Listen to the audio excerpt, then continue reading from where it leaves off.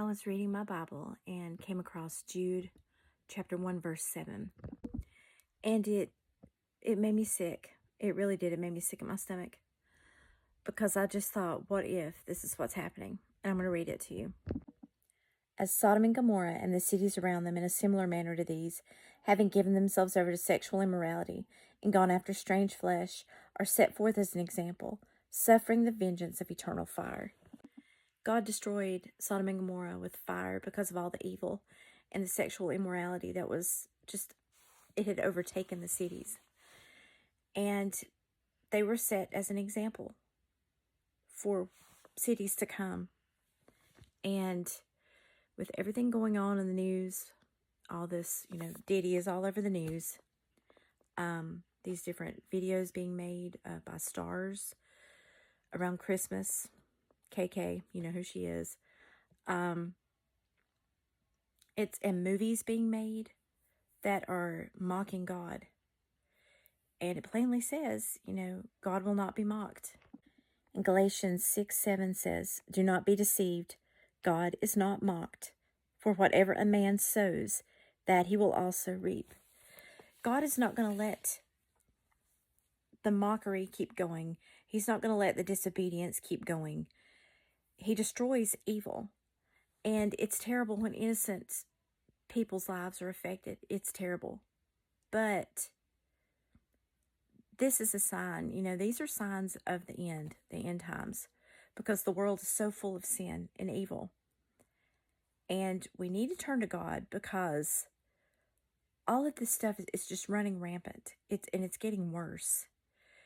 And I know that it's in the news, and people say, don't watch the news. That's the problem. Don't worry about it. Don't think about that. I've said it in one of my previous videos. When you watch the news, you know who needs prayer. And Sodom and Gomorrah were, punished the way they were, eternal fire, as examples. That was to be set as an example. And the way God punishes evil, he's going to destroy evil. And we don't have to follow that path. It's heartbreaking to me for someone to turn from God and not realize what they're turning from.